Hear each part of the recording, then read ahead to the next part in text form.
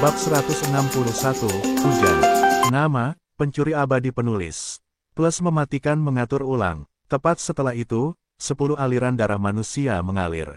Kepala 10 umpan hidup itu berguling-guling di kelompok berlumpur itu karena mata mereka dipenuhi dengan ketidakpercayaan.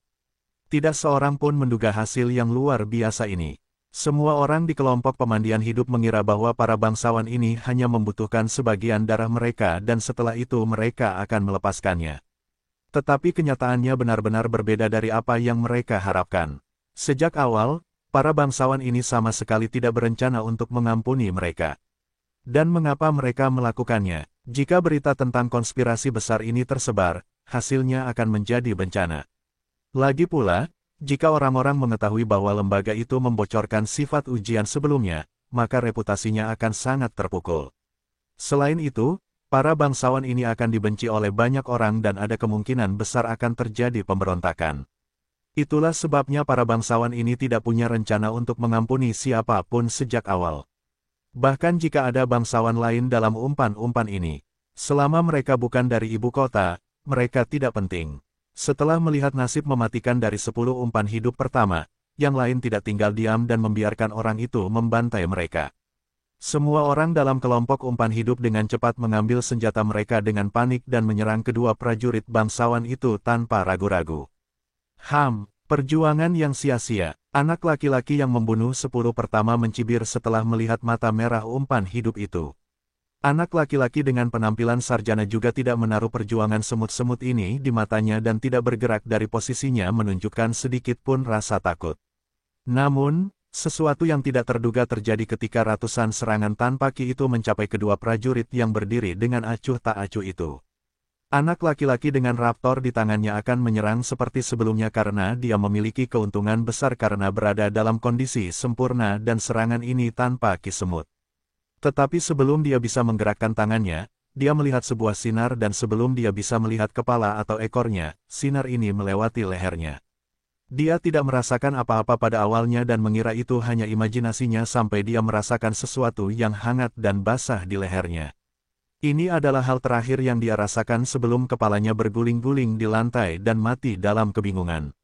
Bocah sarjana itu juga mengalami nasib yang sama, dan dia juga mati karena sinar misterius itu. Ketika umpan hidup itu melihat pemandangan yang mencengangkan ini, mereka menjadi bingung. Lari, beberapa umpan hidup itu berteriak keras. Semua orang tersadar dari pingsan mereka dan mulai melarikan diri ke arah yang berbeda.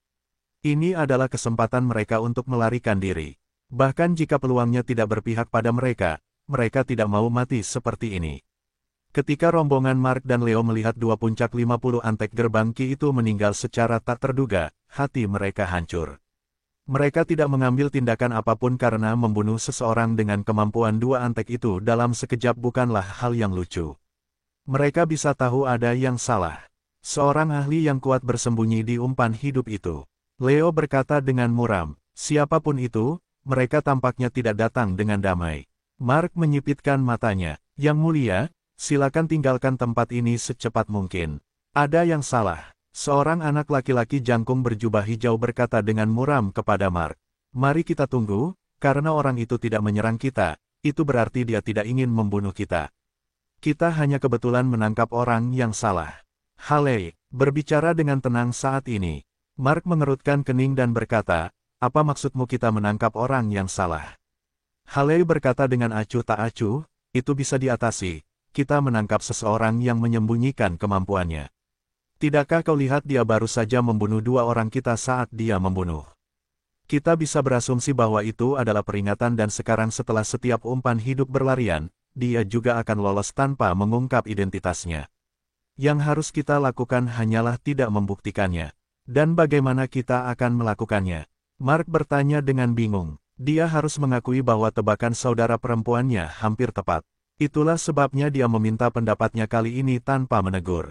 Sangat mudah, kita hanya harus membiarkan semua umpan hidup lolos. Jawab Haley. Mark meringis setelah mendengar Haley. Itu memang satu-satunya hal yang bisa mereka lakukan, tetapi dengan melakukan itu mereka juga harus melepaskan kesempatan mereka untuk mendapatkan kadal tanduk hantu dengan mudah. Karena mereka telah menghabiskan 3 hari penuh untuk mengumpulkan umpan hidup ini dan jika mereka melepaskannya, maka ini berarti mereka harus menemukan kadal-kadal itu seperti yang lainnya. Kau dengar putri, jangan mengejar mereka, biarkan mereka mati sendiri. Suara tenang Leo bergema saat ini. Wajah Mark berubah ketika dia mengikuti suara menyebalkan ini dan melihat Leo telah menyelinap mendekati Haley dalam keributan ini. Siapa yang memberimu izin untuk datang ke sini? Mark melotot ke Leo dengan sedikit amarah dalam suaranya. Hatiku, Leo tersenyum pada Haley dan menjawab. Tapi dia tidak melihat ke Mark. Kamu, Mark ingin memukul Leo ketika dia melihat Leo menggoda saudara perempuannya dengan begitu belak-belakan. Orang-orang di samping mereka tersenyum kecut. Mereka tahu White Ghost ini adalah seorang penzina tetapi tetap saja merayu sang putri dan melakukannya di depan pangeran, menunjukkan betapa beraninya dia. Tips, tips, tips. Saat ini tetesan air jatuh ke para bangsawan. Baiklah, kita tidak mengejar para budak itu, metode ini sama sekali tidak mungkin dilakukan di tengah hujan ini. Mark mengerutkan bibirnya dan berkata dengan kebencian yang dalam di matanya. Pangeran muda itu bijak. Leo terkekeh sambil mengangguk. Mark mengepalkan tangannya erat-erat, dia tahu Leo sedang mengolok-oloknya. Haley berbicara kepada saudaranya yang hampir meledak, saudara kerajaan, bagaimana kalau kita melanjutkan aliansi kita dengan Yang Duke? Sekarang kita membutuhkan setiap gang yang bisa kita masuki karena kita akan masuk jauh ke dalam hutan ini. Mark menatap Leo dengan penuh kebencian sebelum menarik napas dalam-dalam. Dia meredakan amarahnya karena dia juga memiliki pendapat yang sama dengan Haley. Siapa yang bilang kita akan masuk jauh ke dalam hutan ini? Leo terkekeh saat ini. Oh, aku ingin tahu apa yang ada dalam pikiran Yang Duke. Haley menatap Leo tanpa ekspresi saat sedikit ketertarikan melintas di mata indahnya. Leo tersenyum lebar sementara wajah Mark tenggelam, tetapi dia tidak membalas karena dia juga ingin mendengar rencana Leo. Siapa yang bilang semua umpan hidup sudah hilang? Leo tersenyum licik dan berkata, aku tahu di mana Yang Duke Anthony dan antek-anteknya berada. Kau ingin menyergap Anthony? Mark mengerutkan kening. Leo mencibir saat ini, jangan bilang pangeran muda kita khawatir dengan rakyatnya. Kita tidak bisa melakukan apapun dalam hujan ini. Mark berkata dengan tenang. Begitu juga Anthony. Kita tinggal menunggu hujan ini berhenti. Leo murung sesaat kemudian, tapi kalau rawa air hitam membanjiri hutan ini, maka kita harus bekerja ekstra keras. Leo tahu begitu rawa air hitam membanjiri daerah ini banyak binatang iblis yang sangat beracun akan ikut. Bersamanya, hutan ini adalah satu-satunya daerah di mana orang bisa menemukan kadal tanduk hantu dengan mudah, tetapi ceritanya lain ketika banjir melanda. Hal yang paling menyebalkan adalah metode umpan hidup juga hanya berhasil di daerah ini karena belalang tanah haus darah itu ditemukan di tempat ini. Meskipun metode ini mungkin berhasil di air, darah akan menarik makhluk yang lebih ganas dan sangat sulit untuk melihatnya di air hitam.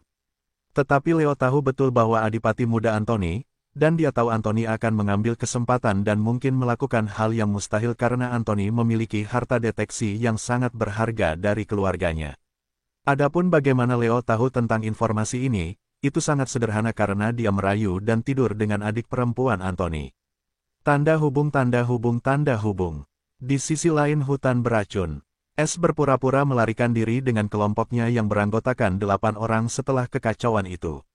Meskipun kondisi anggota kelompok S tidak optimal, mereka tetap tidak mau mati.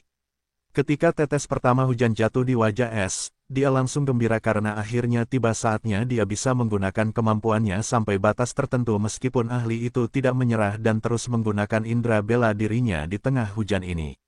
Namun, yang membuat S heran adalah saat tetes pertama air jatuh di kelompok itu, indera bela dirinya benar-benar lenyap. Hahaha, jadi kalian juga punya batas. S sangat gembira, tetapi dia tidak membiarkan kegembiraan yang tiba-tiba ini mengaburkan penilaiannya dan terus berpura-pura menjadi umpan hidup yang tidak berdaya. Karena ada kemungkinan ini jebakan agar dia bisa melakukan kesalahan. Karena hujan masih turun pelan, S tidak mau ambil risiko. Baru 5 menit setelah hujan, S masih bergerak sambil menopang Dewan dan Nola memimpin dengan lemah. Crosby tidak bersama mereka karena dia sudah lama menghilang karena dia tahu akan mendatangkan kematian jika tetap bersama kelompok ini. Berhenti, di sana. Pada saat ini suara berwibawa dan kuat bergema di kekosongan entah dari mana. Ketika S merasakan tanda jiwa ini, dia hampir terkena stroke. Di dalam hutan rawa yang gelap, hujan turun deras, dan awan gelap menutupi langit. Hutan itu suram dan beracun, dan langit yang gelap serta hujan lebat ini membuat lingkungan menjadi lebih menyeramkan. Sekelompok 8 orang berdiri di antah-berantah dan ini memang kelompok es yang melarikan diri dari para bangsawan beberapa menit yang lalu. Namun langkah mereka tiba-tiba terhalang oleh suara yang kuat beberapa saat yang lalu. Ketika Nola, Lilith, dan yang lainnya mendengar suara yang kuat itu, wajah mereka menjadi pucat pasi. Semua orang mengira bahwa seseorang dari kelompok Leo atau Mark menemukan mereka dan orang ini ingin membawa mereka kembali sehingga mereka dapat melanjutkan rencana umpan hidup yang mengerikan itu. Namun, tidak ada yang mau kembali dan mati seperti ternak. Menyebar, teriak Nola sambil berlari ke arah yang berbeda. Karakter Nola tidak buruk, tetapi bahkan dia tidak mau mati di sini jadi dia melarikan diri ke arah yang berbeda dengan harapan, dia akan melarikan diri sementara orang lain akan mengalihkan perhatian musuh. Semua orang memiliki pikiran yang sama seperti Nola dan meskipun mereka lemah, keinginan untuk hidup mengalahkan tubuh lemah mereka yang beracun dan mereka berlari. Bahkan Dewan yang kondisinya lebih buruk dari semua orang melepaskan diri dari dukungan Rian dan berlari dengan lemah ke arah tertentu. Dewan sangat berterima kasih kepada Rian karena Rian menggendongnya sejak dia terluka parah dan dia juga tidak meninggalkannya dalam kekacauan itu. Tetapi sekarang dia tidak ingin menyeret Rian atau yang lainnya bersamanya jadi dia memilih arah dari mana suara musuh itu berasal. Aku akan memberi kalian waktu. Dewan mengumpulkan setiap energi di tubuhnya dan meraung sambil mengepalkan tombaknya erat-erat. Dia siap mati agar yang lain bisa melarikan diri. Es tidak menginginkan ini, tetapi dia tidak punya pilihan lain dalam hal ini, dan pada akhirnya, dia membiarkan Dewan pergi karena hatinya menjadi sedingin es. Es merasakan kekosongan gelap melepaskan ki kegelapan surgawi dan sarafnya yang bergejolak langsung tenang. Dia tidak membuang waktu lagi dan juga berpura-pura berlari seperti keenam lainnya meskipun dia sudah tenang tetapi dia masih takut. Karena pemilik suara yang kuat ini tidak lain adalah ahli tersembunyi yang selama ini berusaha dihindari es. Es berlari seperti manusia biasa ke arah timur tetapi tidak pernah menggunakan keterampilan atau manik-maniknya yang tidak berguna karena suatu alasan. Namun, dia tahu apa yang bisa menarik tamu tak terduga ini ke sini begitu cepat. Ini pasti terjadi setelah apa yang terjadi selama pengumpulan umpan hidup tetapi dia tidak pernah menyangka orang ini akan sampai di sini begitu cepat. Bagian yang paling menakutkan adalah Es tidak pernah mendeteksi tanda jiwa maupun kehadirannya sampai ahli ini hanya berjarak 20 meter dalam jangkauan indera jiwanya. Ini membuat Es merinding karena itu berarti ahli misterius ini juga memiliki beberapa harta yang dapat menghalangi indera jiwanya yang menentang surga. Es hanya mendeteksinya karena ahli ini menunjukkan dirinya sendiri atas kemauannya sendiri. Jadi harta yang tidak dapat dideteksi oleh indera jiwaku ini ada dan itu mungkin akan menjadi akhir bagiku. Sialan asal-usul bajingan beras itu. Es dengan kesal berpikir setelah tebakannya menjadi akurat dan dia tahu hanya organisasi-organisasi itu yang memiliki harta seperti ini. Es bisa saja melihat ini datang sejak lama ketika indera bela diri tiba-tiba menghilang dari radar indera jiwanya. Dia hanya berpikir bahwa itu karena hujan dan menjadi gembira, dia tidak pernah memikirkan kemungkinan lain. Hanya karena kegembiraan yang tiba-tiba ini, dia tidak memperhatikan satu fakta penting, dan saat itulah indera bela diri menghilang. Tanda tangan jiwa Alvin juga menghilang bersamanya. Jika dia memperhatikan ini, dia bisa menyimpulkan apa yang dia lakukan sekarang jauh lebih awal. Namun, kecerobohan kecil ini juga memberinya pelajaran penting lainnya, dia tidak akan pernah ceroboh saat musuh yang kuat dan misterius masih berada di lapangan, dan tidak akan pernah bergantung pada inderanya sepanjang waktu karena ada harta karun yang dapat melawan mereka juga. Es bersumpah untuk menjadi lebih jeli dan tenang di masa depan jika dia meninggalkan tempat ini dengan aman. Hanya 20 meter dari tempat kelompok Es melarikan diri. Seseorang berjubah biru berdiri di atas pohon beracun yang tinggi sambil dengan acuh tak acuh memperhatikan 8 semut yang tersebar ke berbagai arah dan satu bergerak ke arahnya. Orang berjubah biru ini memang Alvin yang datang ke sini untuk target pertamanya dalam daftar tersangka. Alvin bisa saja menghentikan mereka hanya dengan menggunakan tekanan dasar kultivasi inti sungai Kinya tetapi dia tidak melakukannya karena beberapa alasan tertentu. Itulah sebabnya dia berteriak dan bahkan berhenti menggunakan jubah birunya yang merupakan harta karun penyembunyi yang sangat kuat. Ini adalah harta karun yang baru saja menipu indera jiwa Es. Mengenai indera surgawinya, Es tidak pernah menggunakannya karena Alvin pasti merasakannya. Masih berpura-pura, Alvin bergumam pada dirinya sendiri sementara senyum kaku muncul di wajahnya yang tanpa ekspresi dan dia menghilang dari tempatnya berdiri sebelum menghilang seperti hantu. Saat berikutnya, Alvin muncul 20 meter jauhnya. Tetapi dia tidak lagi ditutupi jubah biru dan dia mengenakan jubah putih polos. Tetapi bahkan di tengah hujan lebat ini, dia benar-benar kering tanpa setitik debu pun di jubahnya. Alvin dengan dingin menatap siluet yang bergerak kikuk di depannya dan bibirnya melengkung ke atas. Tunjukkan dirimu, Alvin berkata dengan dingin dan melepaskan sedikit aura kultivasi inti sungainya pada siluet yang berjarak 5 meter darinya. Tiba-tiba gerakan aneh siluet itu menjadi tajam. Ia mencoba melarikan diri. Alvin bahkan tidak meringis setelah melihat gerakan cepat yang tiba-tiba ini dan melepaskan 20% aura dasar kultivasinya. Gerakan khas siluet itu menjadi lebih lemah saat ia menggigil sedikit sebelum akhirnya berhenti dan berbalik menghadap Alvin. Ia akhirnya menyerah untuk melarikan diri karena ia tahu itu tidak mungkin di depan makhluk yang menakutkan ini. Ketika sosok ini akhirnya berbalik, itu adalah seorang gadis kecil berusia awal 15 tahun. Alvin tersenyum tipis melihat sikap tunduk yang diinginkannya. Ia mengamati dengan saksama target kecurigaan pertamanya. Wajah gadis kecil ini sangat imut tetapi kulitnya kebiruan menunjukkan tanda-tanda racun yang jelas seperti yang lainnya. Gadis kecil ini tidak lain adalah gadis pemalu dan anggota termuda dari kelompok Nola, Natalia. Alvin dengan tenang berbicara saat ini, keterampilan penyamaranmu tidak terlalu buruk, tetapi itu tidak dapat mengubah proyeksi Kimu dan kau juga tidak pandai menyembunyikan kemampuanmu. Jika kau tidak membunuh kedua semut itu untuk memperingatkan orang-orang bodoh lainnya dan memamerkan kultivasi sungai mengalirmu, aku akan menyelamatkanmu untuk yang terakhir. Wajah malu Natalia sudah lama hilang, dan dia menatap Alvin dengan dingin tanpa sedikit pun rasa takut di matanya. Aku bukan musuhmu, dia berkata dengan serius dengan suaranya yang indah.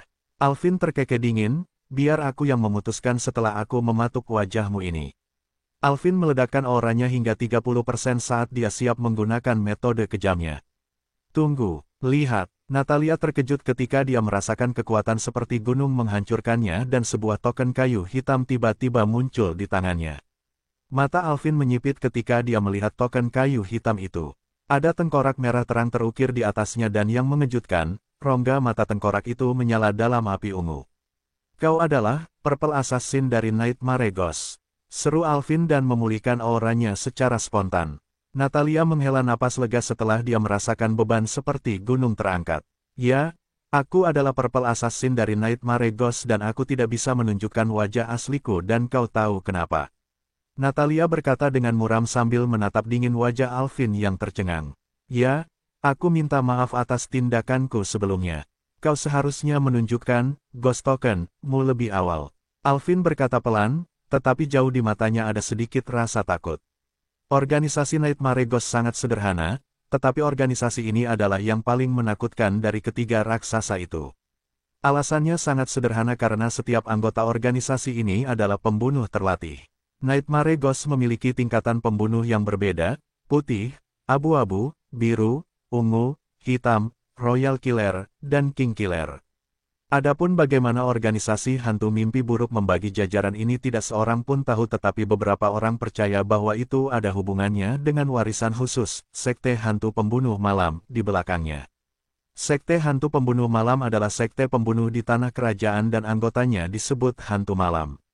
Ada kode menakutkan dari sekte pembunuh malam yang terkenal di seluruh benua angin biru. Jangan pernah membunuh hantu malam atau malam pembunuh akan membayangi Anda selamanya. Meskipun ini adalah kode sekte hantu pembunuh malam, itu bahkan terkenal di tanah yang lebih rendah karena organisasi hantu mimpi buruk juga mengikuti kode ini secara membabi buta. Itu sebabnya tidak ada yang berani membunuh seseorang dari hantu mimpi buruk karena begitu seseorang melakukannya, seluruh organisasi tidak akan pernah berhenti sampai mereka membunuh seluruh tempat kelahiran orang itu. Itulah sebabnya Alvin meminta maaf begitu cepat dan tidak membunuh Natalia karena Nightmare Ghost Organization tidak akan peduli jika dia adalah Flame Guard dari Pale Flame Organization atau seorang kultivator Ki River Core. Mereka akan menghantuinya tanpa henti. Bahkan Pale Flame Organization tidak dapat menghentikan mereka sampai mereka bersedia berperang habis-habisan untuknya. Namun itu juga tidak mungkin karena tidak ada yang tahu di mana markas Nightmare Ghost Organization disembunyikan. Natalia menatap tajam ke arah Alvin dan mengangguk mengerti karena memang itu salahnya karena tidak menunjukkan ghost token-nya lebih awal. Dia pikir akan mungkin untuk melarikan diri dari Alvin bahkan jika dia adalah seorang kultivator Ki River Core karena harga dirinya. Namun sekarang dia menemukan perbedaan antara wilayahnya dan wilayah Alvin seperti siang dan malam.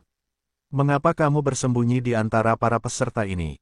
Alvin bertanya dengan serius. Sekarang setelah kesalahpahaman menjadi jelas dia ingin tahu apa tujuan seorang pembunuh ungu harus berpura-pura sebagai peserta. Natalia berpikir sejenak, apakah akan memberitahu Alvin atau pergi saja karena Alvin tidak bisa berbuat apa-apa padanya sekarang karena dia tahu bahwa Natalia adalah anggota Nightmare Ghost, kecuali dia ingin mati. Sky Stealer, sahut Natalia dengan tenang. Alvin memasang wajah masam saat mendengar nama itu karena dia juga ada di sini untuk Sky Stealer.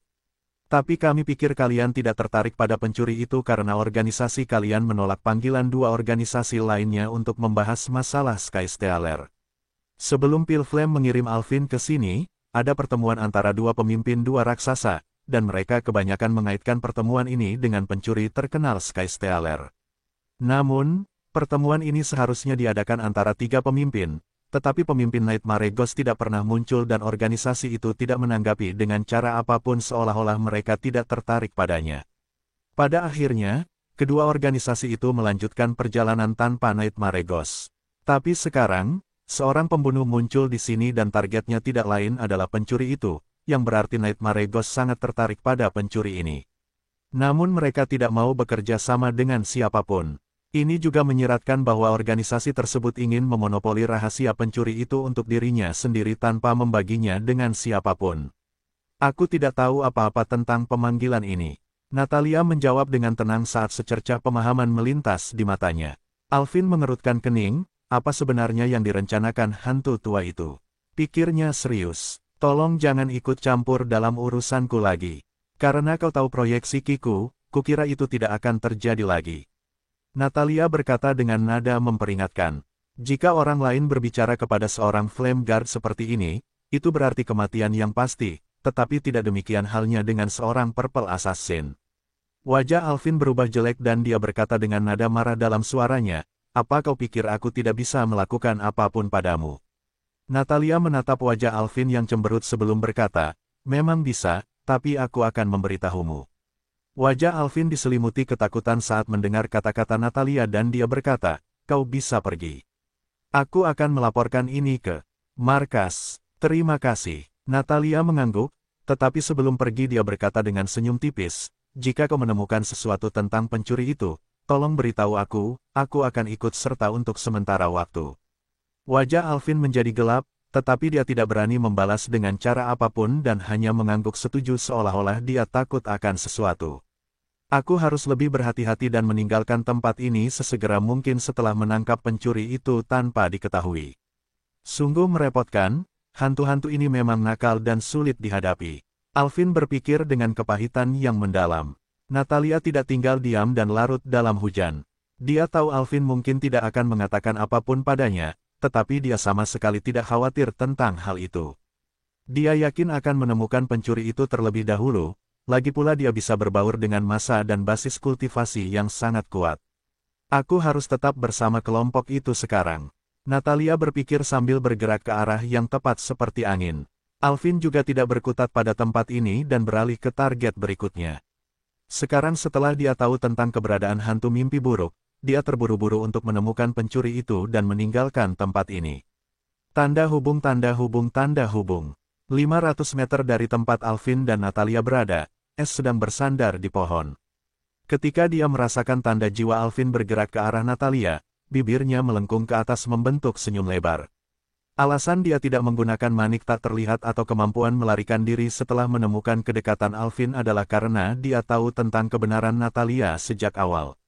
Es telah lama melihat penyamaran dan kultivasi Natalia setelah menggunakan mata penghancur jiwa untuk sesaat. Tetapi dia tidak menunjukkannya sedikit pun dan juga tidak meninggalkan kelompok Nola. Es tetap bersama mereka karena Natalia. Es berpikir akan lebih menguntungkannya jika dia tetap bersama orang lain yang menyamar yang dapat dilihat oleh indera bela dirinya. Ini akan mengurangi kemungkinannya untuk menarik kecurigaan terhadap dirinya sendiri. Dia benar pada akhirnya karena Natalia tidak pernah mencurigainya ketika dia bersamanya dan dia bahkan menarik semua perhatian pada dirinya sendiri dan memecahkan krisis ketika dia membunuh kedua antek Mark sebagai peringatan. Namun dia masih tidak yakin kapan Alvin muncul begitu cepat karena jika Alvin membunuh semua orang, itu akan menjadi malapetaka bagi S. Namun, Alvin tidak pernah menyentuh mereka dan dia membiarkan mereka melarikan diri dan target Alvin juga Natalia seperti yang diasumsikan S sejak lama. S juga menyadari satu hal aneh tentang Natalia setelah sekian lama ia habiskan bersamanya dan itu adalah teknik penyamarannya. Teknik dan keterampilan juga memiliki fluktuasi ki atau jiwa khusus mereka sendiri dan S telah lama terbiasa merasakan perbedaan fluktuasi. Itulah sebabnya ia langsung merasa telah merasakan fluktuasi khusus teknik ini sebelumnya dan sampai sekarang ia hanya bertemu satu orang yang memiliki teknik menjijikkan yang kuat seperti ini dan itu adalah Jason. Ini memberi S petunjuk lain tentang identitas Natalia dan ia dengan cepat melabelinya sebagai assassin lain seperti Jason. Tapi ia masih tidak yakin tentang targetnya. S telah bertemu dua assassin dalam waktu singkat, yang satu dapat dikatakan kebetulan tetapi yang kedua ini berada dalam kompetisi antara semua peserta ini. Selain itu, kultivasinya terlalu kuat dan tidak ada satu orang pun yang bisa menandingi kehebatannya di seluruh kerajaan regal. Ini menarik pikiran S ke kehadiran Alvin di sini dan S menyimpulkan dia juga ada di sini untuknya.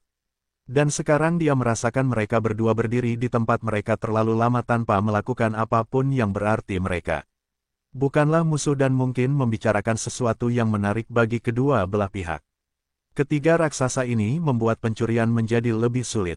Pikir S dengan senyum masam di wajahnya sambil menatap langit mendung yang gelap dengan penuh perhatian. Misi baru tersedia. S tersadar dari lamunannya ketika dia mendengar suara sistem yang tiba-tiba manis namun dingin di dalam benaknya.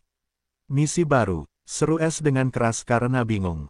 Ini adalah misi pertamanya setelah dia memasuki tanah kerajaan dan juga misi pertamanya yang tidak akan dimainkan secara multi pemain yang berarti tidak ada hadiah tambahan. Sistem, waktumu selalu yang terburuk. S mentransmisikan dengan kesal. Dia mencoba yang terbaik untuk bersembunyi untuk saat ini tetapi tiba-tiba sistem memberinya misi dan dia tahu ini tidak akan mudah. Tetapi dia tidak memiliki kendali atas misi tersebut karena setiap misi akan dipicu berdasarkan peristiwa khusus dalam hidupnya atau ketika beberapa kondisi khusus memenuhi kriteria yang ditetapkan oleh sistem. Yang S tahu adalah jika misi ini terkait dengan peristiwa dalam hidupnya maka itu akan menjadi misi yang sangat sulit jadi dia berharap itu adalah sesuatu dari sistem. S menarik napas dalam-dalam dan membuka panel misi dengan berat hati. Sama dengan. Panel misi. Misi baru telah dikeluarkan. Kesempatan mendatangkan pencuri, ketiga raksasa yang mengaku diri ini saat ini mengganggu host. Karena itu, mereka menghalangi kemajuan host dalam jalur pencurian dan ini tidak dapat diterima. Silakan ambil kesempatan ini sebagai tantangan dan juga berikan Trigians pelajaran yang tak terlupakan. Misi, curi semua dari 10 cabang utama Trigians di Top 10 Kingdoms of Middle Level Lands. Progres, 0/30. Hadiah berdasarkan performa host. 3 hadiah tersembunyi. Waktu tersisa, 10 tahun. Hukuman kegagalan misi, toko sistem tutup selama 200 tahun. Sama dengan. Wajah S lebih gelap dari arang setelah melihat misi baru ini. Sistem, bukankah kau memintaku mati dengan menyuruhku mencuri 30 cabang tingkat modal milik Trigians? Kau bahkan memasukkan sarang pembunuh itu ke dalamnya.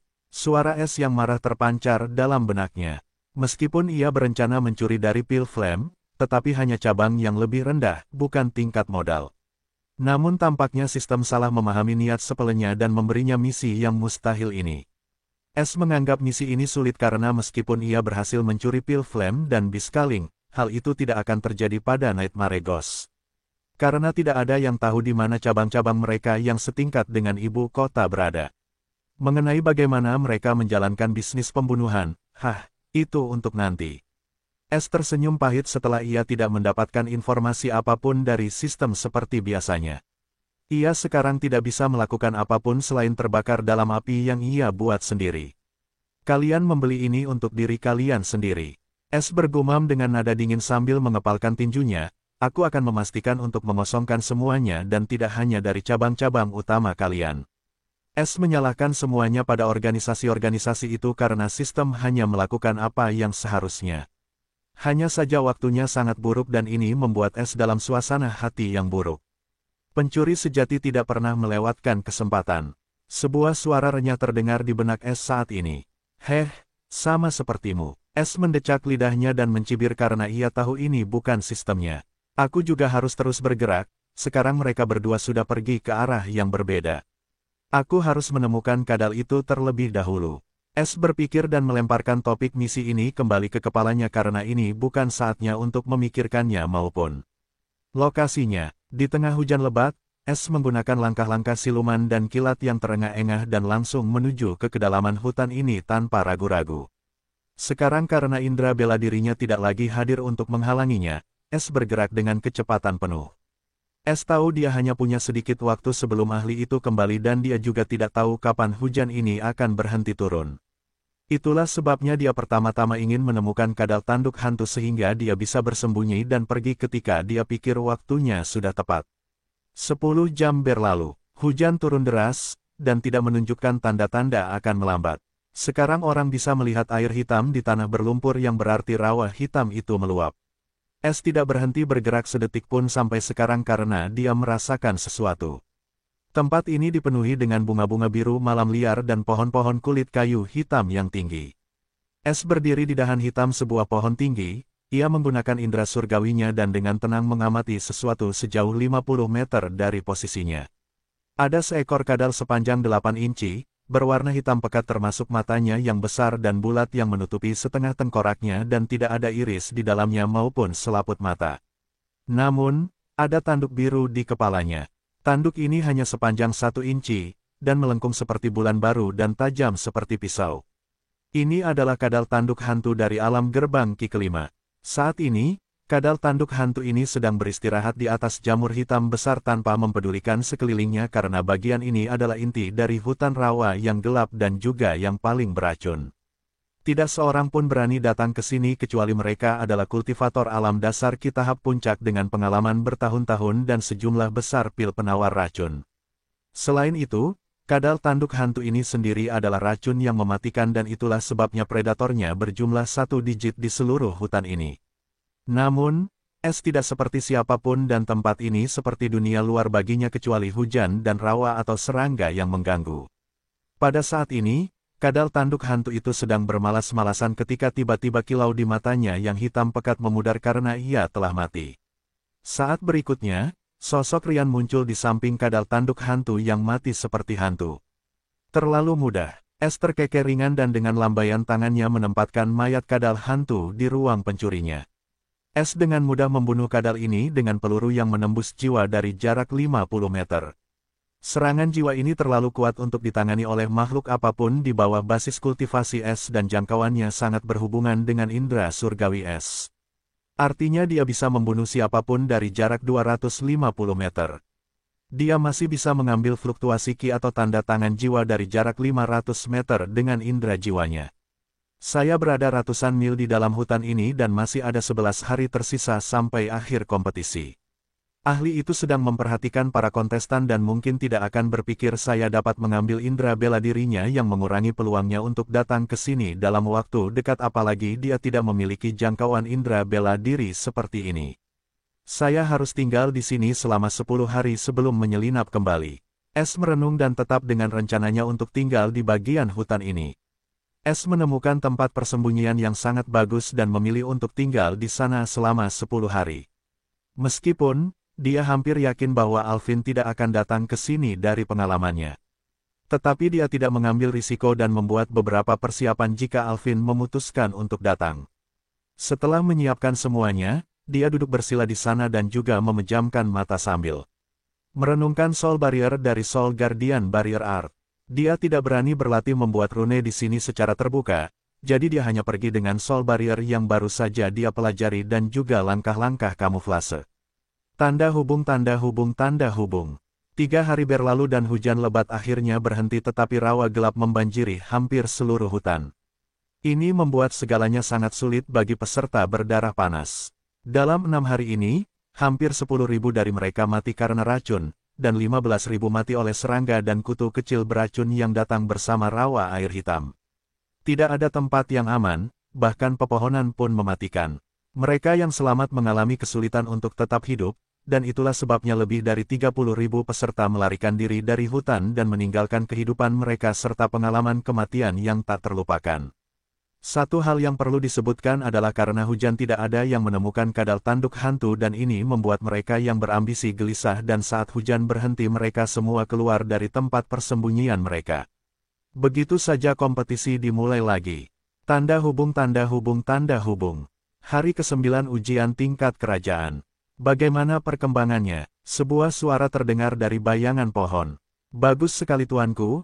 Anak-anak muda ini terlihat cukup menjanjikan dari kelompok-kelompok kerajaan regal sebelumnya. Sebuah suara serak menjawab, menarik, berapa banyak yang bisa lulus ujian tingkat kerajaan? Suara itu bertanya lagi, tidak ada, tapi mereka akan memberikan kinerja yang memuaskan bagi kita untuk menerima hadiah yang dijanjikan dari lembaga.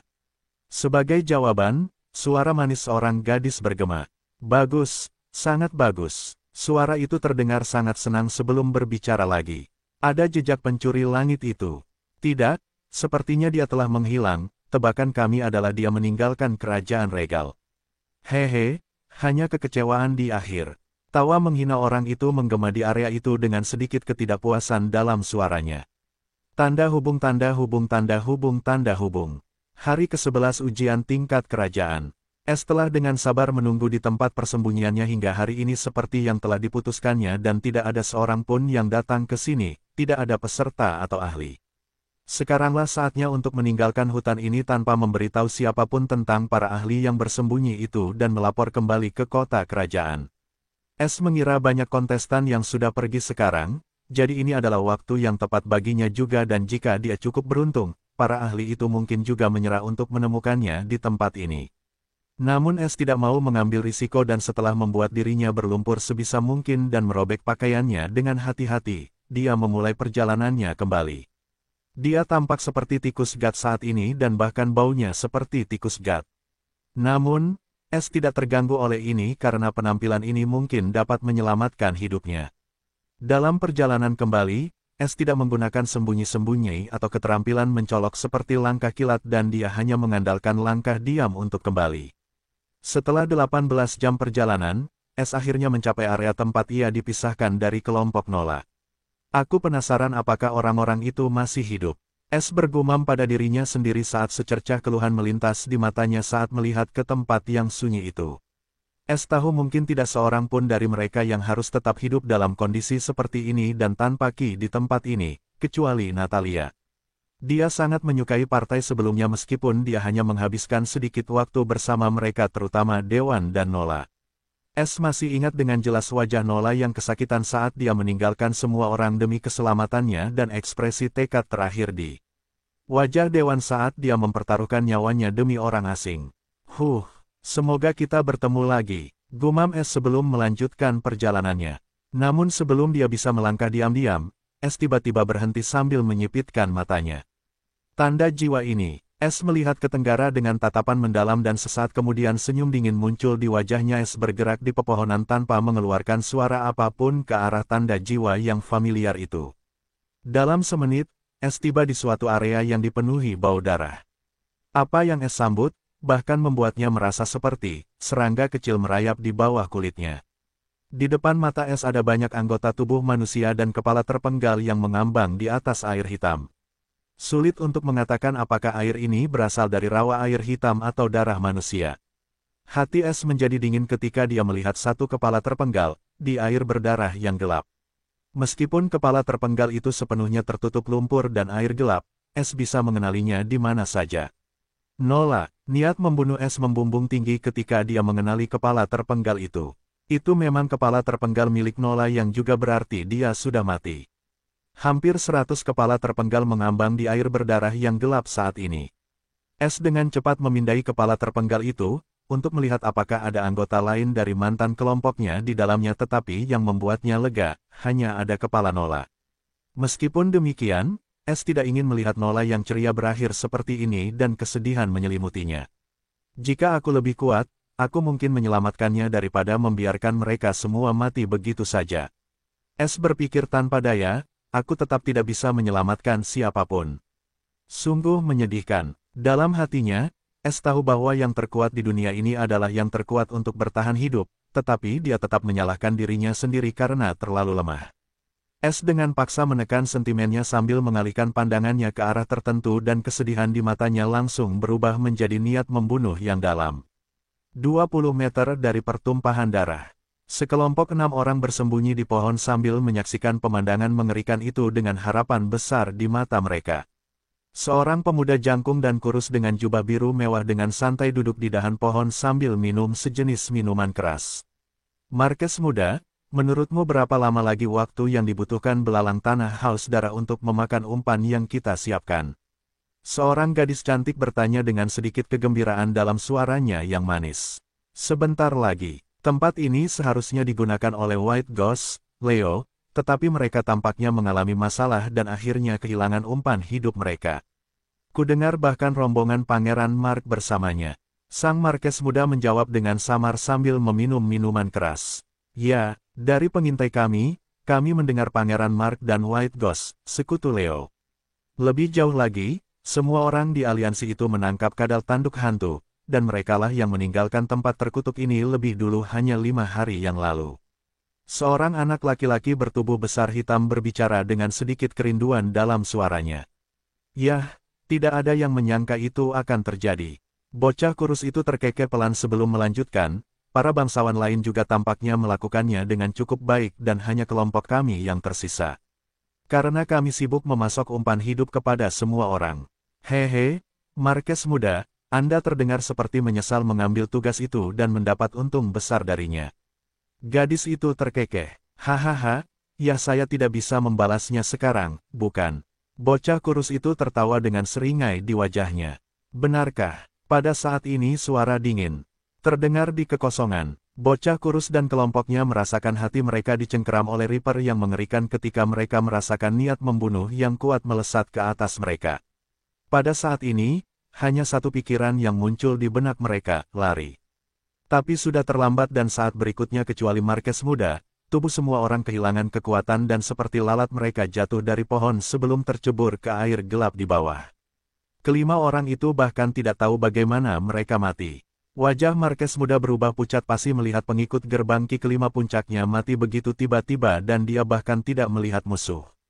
Siapa kau? Kau tahu siapa orang yang baru saja kau bunuh? Marquez muda berteriak seolah-olah dia tidak takut tetapi tubuhnya gemetar ketakutan. Oh, bukankah kelima orang itu adalah antek-antekmu, Marquez muda Finn? Pada saat ini sosok Ryan muncul di pohon di hadapan Finn. Finn ini pasti orang yang sama yang memerintahkan Crosby untuk memikat Nola dan yang lainnya di hutan ini dan menjual mereka kepada Leo. Dengan tepat memilih tanda jiwanya di kekosongan itu dan itulah sebabnya dia datang ke sini untuk menagih beberapa hutang tetapi bertemu dengan pemandangan yang mengerikan itu. Sekarang dia tahu bahwa kelompok orang ini juga merupakan alasan kematian Nola dan tidak akan pergi untuk menyelamatkan siapapun. Dia membunuh orang lain dengan peluru yang menembus jiwa dan menyelamatkan Marquez muda ini karena alasan lain. Kau, siapa kau? Jika kau pergi sekarang, aku akan memaafkan kejahatanmu. Wajah Finn pucat pasi, dan dia tahu orang jelek ini terlalu aneh. Itulah sebabnya Finn ingin melarikan diri dari sini secepat mungkin karena bertarung dengan lawan seperti ini yang dapat membunuh 5 kultivator gerbang Ki kelima tanpa terlihat sama saja dengan mencari kematian. Ryan mendesah dan berkata dengan senyum mengejek, tetap saja tidak kehilangan kesombonganmu tetapi jangan khawatir aku tidak akan membunuhmu sekarang karena aku membutuhkan ingatanmu. Finn tercengang ketika mendengar ini, dia pikir orang ini orang gila dan akan menawarkan cincin penyimpanannya untuk mempertaruhkan nyawanya. Tetapi yang mengejutkannya, tato burung hantu hitam aneh menggantikan cincin penyimpanan itu. Finn akhirnya ingat di mana dia melihat simbol burung hantu ini sebelumnya dan dia hampir pingsan karena cemas. Bagaimana mungkin dia tidak tahu apa arti simbol burung hantu ini? Itu melambangkan pencuri yang terkenal, pencuri langit. Mati saja, Ryan berkata dengan dingin dan tidak membiarkan Finn menyelesaikan kalimatnya. Finn merasa seolah-olah ada palu yang menancap di belakang kepalanya sebelum kehilangan kesadaran. S dengan dingin menatap Finn yang tak sadarkan diri sebelum melihat panel notifikasi. Sama dengan sama dengan sama dengan sama dengan sama dengan sama dengan sama dengan sama dengan. Laporan cepat pencurian. Jumlah pencurian berhasil, 6. Pencurian level rendah, 6. Total hadiah, 5.500 TP. Tanda hubung tanda hubung tanda hubung. Poin pencuri, 32.030. Tanda hubung tanda hubung tanda hubung. Pencurian level rendah, 35. Sama dengan sama dengan sama dengan sama dengan sama dengan sama dengan sama dengan. S tidak lupa mengambil semua cincin penyimpanan mereka sebelum membunuh mereka dan kambing-kambing kaya ini memberinya 6 pencurian level rendah. Aku harus segera menyingkirkan orang ini setelah menyelamatkan mukanya dan mengambil ingatannya, pikir S. Dia memilih Finn dan meninggalkan area itu untuk menemukan tempat di mana dia bisa menggunakan soul probing dan menggunakan topeng penipuan 100 wajah untuk menyelamatkan muka Finn sebelum menghabisinya. S telah memikirkan bagaimana ia bisa melangkah maju tanpa menarik perhatian siapapun dan ia telah lama berencana untuk mencari wajah lain untuk lulus ujian ini. Karena jika ia lulus ujian ini dengan wajah Rian, ia akan menjadi terkenal di kerajaan-kerajaan dan keluarga bangsawan itu. Mungkin juga menyelidiki latar belakang wajah Rian.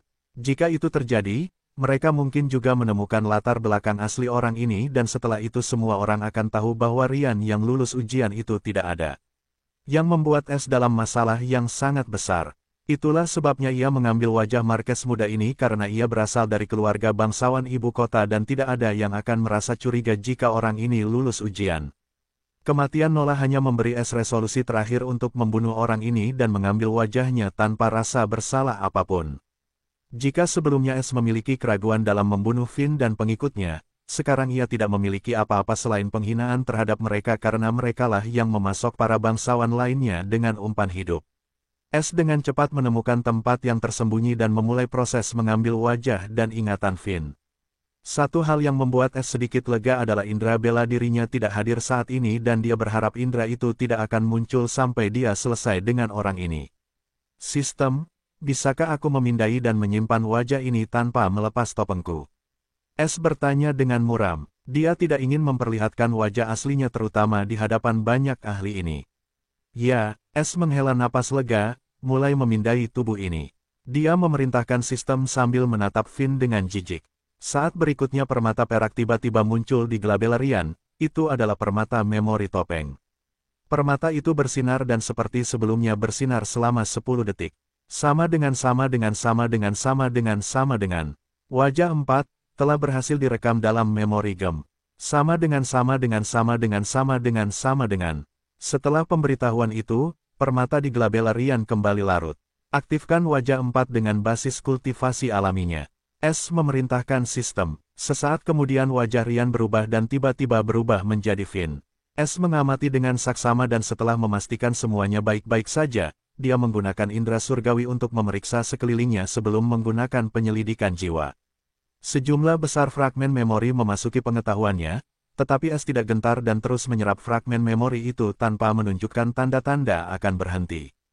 Kali ini hanya butuh 1 jam untuk menyerap sepenuhnya memori Finn selama 16 tahun. S akhirnya membuka matanya yang tertutup dan kilatan niat membunuh melintas di matanya. Peluru penusuk jiwa. Peluru penusuk jiwa. S dengan dingin mengaktifkan serangan jiwanya dan menghancurkan jiwa Finn yang tak sadarkan diri tanpa menunjukkan belas kasihan. Sekarang Finn sudah mati, cincin penyimpanannya juga terbuka dan S menemukan beberapa pakaiannya untuk dikenakan. Setelah berganti ke jubah Finn, S menatap mayat Finn dengan kaku. Pada akhirnya, dia membakar Finn dengan sisa-sisa Nola. S mendesah pelan sambil menatap api yang menyala dengan sedikit kesedihan di matanya. Beristirahatlah dengan tenang, sudah waktunya untuk pergi. S bergumam sambil melihat api untuk terakhir kalinya dan kabur menuju pintu keluar hutan rawa gelap. Sambil bergerak dengan hati-hati, S memproses ingatan Finn yang diambilnya beberapa saat yang lalu. S telah melakukan proses ini dengan Victor sebelumnya jadi tidak sulit lagi. Dia hanya membuang ingatan yang tidak berguna dan menyimpan ingatan yang dia anggap informatif. 5 jam berlalu dan S hampir keluar dari hutan rawa gelap. Dalam 5 jam ini, S memproses seluruh ingatan Finn dan sekarang dia mengetahui banyak rahasia yang mencengangkan. Seperti rencana umpan hidup yang dipalsukan oleh tidak lain dari keluarga kerajaan. Mereka juga membocorkan berita tentang ujian tersebut kepada keluarga kerajaan dan merekalah yang mengendalikan informasi ini. Sederhananya, dalang di balik semua ini tidak lain adalah Raja Kaleval Regal sendiri. Adapun orang yang membocorkan jenis ujian ini kepada Raja Kale, masih menjadi misteri.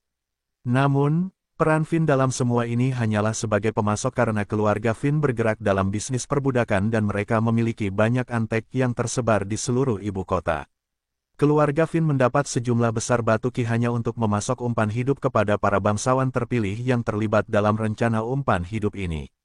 Yang harus mereka lakukan hanyalah mengorbankan antek-antek mereka seperti Crosby. S juga mengetahui bahwa rencana sebenarnya adalah membunuh setiap petani yang terlibat dalam rencana ini sehingga tidak seorang pun akan mengetahuinya. Namun, Leo dan Mark mengacaukannya setelah mereka membiarkan umpan hidup mereka lolos.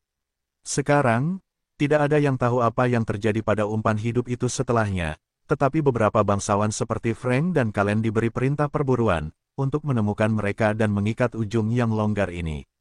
Bajingan-bajingan itu. S mengepalkan tinjunya erat-erat. Dia tahu mungkin sudah terlambat untuk menyelamatkan siapapun karena perintah perburuan ini sudah berumur 7 hari. Yang bisa dia lakukan sekarang adalah mengendalikan diri agar tidak membunuh para bangsawan yang terlibat dalam maskara ini.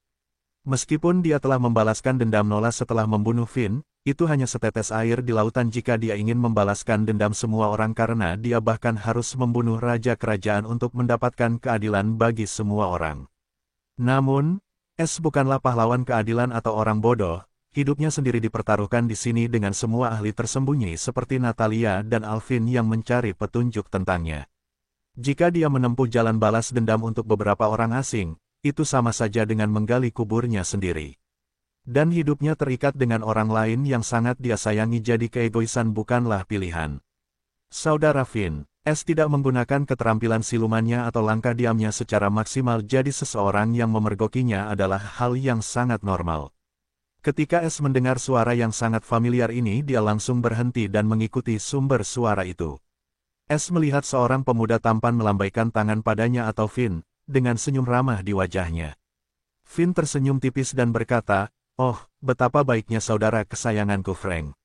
S bertingkah seperti Finn bahkan jika dia ingin membunuh Frank yang membawa mereka ke Leo tempo hari. Karena Frank adalah putra seorang earl di ibu kota dan keluarganya adalah bagian dari keluarga Finn jadi membunuhnya di sini bisa sangat merepotkan baginya karena dia sekarang adalah Finn dan harus menjawab keluarga Frank. Dia selalu bisa mengarang cerita acak, tetapi itu tidak sepadan, dia akan menunggu untuk saat ini. Hahaha, saudaramu terlalu murah hati, Finn. Di mana yang lain? Frank menyeringai lebar dan bertanya dengan sedikit kebingungan dalam suaranya. Karena dia tahu Finn tidak pernah pergi tanpa 5 pengawalnya, tetapi sekarang dia sendirian di tepi hutan gelap, dia tidak bisa menahan diri untuk bertanya. Finn menunjukkan sedikit niat membunuh dan berkata dengan samar, "Aku membunuh para pengkhianat itu." Wajah Frank bersinar dengan keheranan saat dia berseru kaget, "Apa yang terjadi?" "Tidak banyak, mereka mencoba memperebutkan kadal tanduk hantu denganku." Finn memasang wajah muram. "Heh, kamu tidak bisa mempercayai siapapun akhir-akhir ini. Siapa yang mengira kamu hanya memelihara ular berbisa selama ini? Tapi jangan khawatir, saudara Finn, aku akan selalu berada di sisimu." Frank mencibir dingin. Dia tidak menganggapnya mencurigakan karena itu adalah kejadian umum, ketika seorang pelayan menjadi terlalu ambisius dan mencoba mengambil nyawa tuannya untuk membebaskan dirinya. Itulah sebabnya S mengarang cerita semacam ini yang dapat dipercaya oleh bangsawan manapun. Kau menjadi sangat kuat bahkan setelah membunuh 5 dari mereka dan lolos tanpa satu goresan pun. Frank tertawa, ia memuji Finn. "Heh, jangan bercanda saudara Frank. Hanya saja para idiot itu lupa tentang tanda-tanda perbudakan pada mereka dan mati karena kebodohan mereka." Finn terkekeh dingin. Bagaimana mungkin S bisa melupakan kontrak perbudakan? Bangsawan-bangsawan ini bahkan tidak mempercayai saudara-saudara mereka apalagi pelayan tanpa kontrak budak. Hahaha, keserakahan dapat membutakan siapapun. Frank menganggapnya cukup lucu, tidak mencurigakan karena Finn bersikap sangat normal. Hahaha, Finn menyeringai lebar dan berkata, "Karena saudara Frank ada di sini, apakah itu berarti masalah ini sudah ditangani?" S bertanya tentang umpan hidup Leo dan Mark yang hilang. Senyum Frank langsung membeku ketika mendengar ini dan berkata dengan kaku, "Tidak, umpan hidup itu seperti tikus di hutan yang luas ini dan kami hanya menemukan 70 dari mereka, tidak sisanya. Tapi kurasa mereka mungkin sudah mati, siapa yang bisa bertahan hidup di hujan itu tanpa ki, belum lagi binatang iblis dan serangga beracun itu. Karena 70 yang kami temukan hampir tidak hidup dan kami hanya memberi mereka belas kasihan dengan membunuh mereka. Itu sebabnya kami menutup pencarian 2 hari yang lalu setelah semua ujian akan segera berakhir dan saudara-saudara itu juga perlu menemukan kadal itu." Wajah S merosot mendengar ini karena Frank ada benarnya. "Kau melakukan hal yang benar." Finn mengangguk dan berkata, "Kau di sini berarti kau juga menemukan targetnya, kan?" "Hehe, sejujurnya aku baru saja membunuh bangsawan luar dan keberuntunganku tidak buruk. Aku menemukan 2 kadal tanduk hantu di cincin penyimpanannya." Frank tertawa terbahak-bahak saat dia dengan bangga memberitahu Finn tentang prestasinya. "Aku tidak mengharapkan yang kurang dari saudaraku Frank." Finn menyeringai. S tahu persis apa para bangsawan luar ini. Para bangsawan ibu kota ini menyebut para bangsawan yang tinggal di luar ibu kota sebagai bangsawan luar dan mereka menganggap mereka seperti rakyat jelata. "Ayo pergi, kita sudah dekat untuk meninggalkan tempat terkutuk ini. Kita juga harus mengotori wajah kita, kau tahu kenapa?" kata Frank dengan senyum penuh pengertian. "Ya, aku tahu. Kita harus menyembunyikan wajah kita agar tidak menimbulkan kecurigaan dari orang banyak." Finn memutar matanya. Petik 2. "Kalau begitu, mari kita lakukan sekarang." Frank tertawa dan mengusap lumpur di wajah dan pakaiannya. S menatap Frank dengan dingin sebelum melakukan hal yang sama. S tidak terkejut dengan metode ini untuk menyembunyikan fakta bahwa para bangsawan ini memiliki pil penawar racun sejak awal. Namun, yang benar-benar mengejutkan S adalah orang-orang di lembaga yang seharusnya mengawasi semua orang sehingga tidak ada yang bisa berbuat curang. Para bangsawan ini secara terang-terangan berbuat curang, tetapi tidak ada yang berani menghentikan mereka dan ini membuat S kesal. Karena ini artinya, lembaga tidak peduli dengan kehidupan mereka dan keadilan ujian ini. Selama para bangsawan ini tidak menodai nama lembaga, semuanya baik-baik saja. "Sistem, aku benar-benar senang kau memberiku misi ini." S berkata dengan dingin. Mengenai mengapa dia merasa seperti ini sekarang, itu sangat sederhana karena dia akan melakukan hal yang sama bahkan jika sistem tidak memaksanya untuk melakukannya, setelah apa yang dia pelajari tentang orang-orang ini. Sekarang dia dapat melakukan hal yang sama dan mendapatkan hadiah dari sistem juga. S tidak sabar untuk mencapai tanah kelas 1 dan memulai misinya. "Ayo pergi, saudara Finn." Frank sekarang berlumuran lumpur dan tidak ada yang tahu dia baik-baik saja bahkan setelah menghabiskan lebih dari seminggu di hutan ini tanpa penawar racun. "Silakan." Finn menunjukkan gigi putihnya. Frank dengan senang hati memimpin dan dengan Frank di belakang mereka berdua melanjutkan perjalanan. Setelah setengah jam perjalanan yang mulus, mereka berdua akhirnya meninggalkan hutan rawa gelap yang suram. Namun, sebelum mereka bisa berjemur di bawah sinar matahari, seseorang yang mengenakan pakaian institut menghalangi jalan mereka dan dengan dingin berkata dengan nada diktator, "Tolong tunjukkan mayat kadal tanduk hantu, dan jika kamu tidak memilikinya, tinggalkan token pesertamu." Finn dan Frank terkejut ketika mereka melihat orang ini muncul entah dari mana, tetapi ketika mereka mendengar apa yang diinginkannya, mereka akhirnya tenang. Sangat wajar bagi staf lembaga untuk menuntut target karena jika mereka menunda dan membiarkan mereka pergi, mereka dapat membelinya dari tempat lain. "Tuan, silakan lihat." Frank berkata dengan hormat dan membalik tangannya sebelum mengambil bangkai kadal bertanduk pantom sepanjang 5 inci dari cincin penyimpanannya. Orang itu memeriksa bangkai kadal itu dan setelah memastikan bahwa itu memang target yang dialokasikan, dia menyimpan bangkai itu di cincin penyimpanannya sebelum berkata, "Tunjukkan token peserta Anda." Frank tidak berani menunda dan segera mengeluarkan token peserta sambil menunjukkannya dengan hormat kepada pemeriksa. Pemeriksa juga tidak menunda dan mengeluarkan plat formasi dari cincin penyimpanannya sebelum mengaktifkannya. Saat berikutnya, token peserta Frank bersinar terang dan nomor pesertanya berubah dari 12.112 menjadi hijau 1009. Angka ini menunjukkan berapa banyak peserta yang telah lulus ujian dan batasnya tentu saja 6.000. "Oh, hanya 1.000 yang lulus ujian. Saudara Finn, sepertinya kita masih terlalu dini." Frank berseru kaget. "Kau benar." Finn terkekeh dan tanpa menunda, ia juga mengambil mayat kadal tanduk hantu miliknya dan menunjukkannya kepada pemeriksa yang sedang menunggu. S hanya memiliki satu kadal tanduk hantu yang diburunya di area inti hutan rawa gelap. Ia tidak mengambil lebih dari yang dibutuhkannya untuk lulus ujian. Ketika pemeriksa melihat ukuran kadal tanduk hantu, sedikit keterkejutan melintas di matanya dan berkata, "Kau punya beberapa keterampilan untuk memburu kadal tanduk hantu gerbang Ki Puncak ini sendirian." "Tuan terlalu baik." Finn tersenyum tipis. Frank hanya tersenyum penuh pengertian karena ia mengira Finn hanya berhasil memburu kadal ini dengan bantuan para pelayannya yang pengkhianat. Namun ia tidak berani menunjukkannya karena keluarganya adalah wadah Finn. "Token milikmu," kata pemeriksa sambil meletakkan mangsa Finn di cincin penyimpanannya. S mengeluarkan token Finn dari cincin penyimpanannya dan menerima angka hijau 1010 sebelum menyimpannya di ruang pencurinya.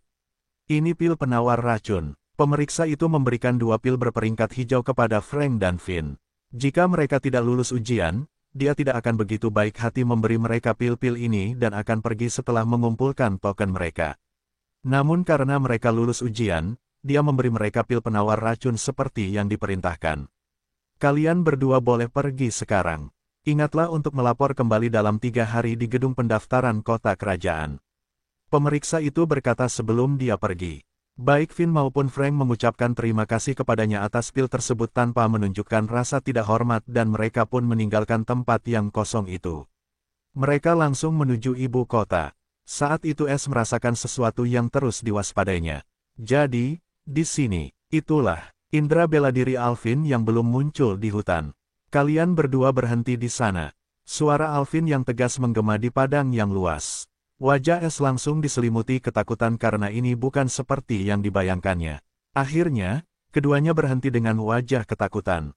Selama 12 hari ini, Alvin tanpa lelah mencari kontestan yang menurutnya mencurigakan dan bahkan membunuh mereka tanpa menyisakan satupun. Namun pada akhirnya, dia tidak pernah menemukan jejak Sky Stealer. Dia akhirnya meninggalkan hutan dan mencari siapa saja yang melintasi area itu tanpa ragu.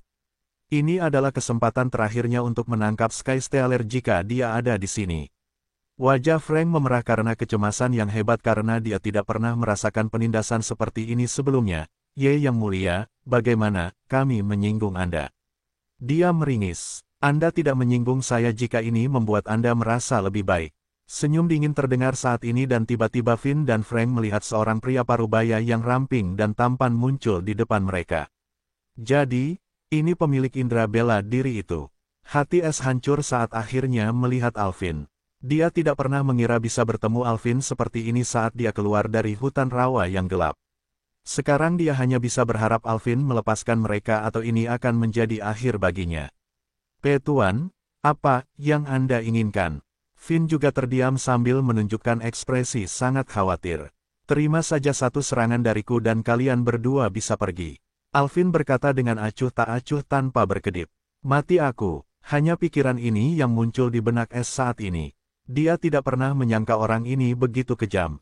Bagaimanapun, dia seorang kultivator inti Sungai Ki meminta 2 bocah alam gerbang Ki untuk menerima serangannya. Logika macam apa ini? Tapi S tidak punya pilihan dalam hal ini. Dia tahu orang ini sedang menguji mereka, jadi dia menahan jantungnya yang berdebar-debar dan terus bersikap seperti Finn. Di sisi lain, Frank tidak tahu bahwa ia berhadapan dengan seorang kultivator inti Sungai Ki yang maha kuasa. Ia hanya mengira bahwa ini juga semacam ujian dari lembaga untuk anak muda berbakat seperti dia. "Tuan, tolong jangan bersikap lunak pada kami." Ketakutan Frank langsung berubah menjadi kegembiraan ketika pikiran ini muncul di benaknya. S hampir jatuh ketika mendengar kata-kata Frank, "Si bodoh ini, seharusnya aku membunuhnya saat itu." Ia menyesali keputusannya untuk mengampuni Frank. Bahkan Alvin menunjukkan sedikit ketertarikan setelah mendengar kata-kata Frank. Dia juga berpikir bahwa orang ini terbelakang dan terlintas dalam benaknya untuk tidak membuang-buang waktu.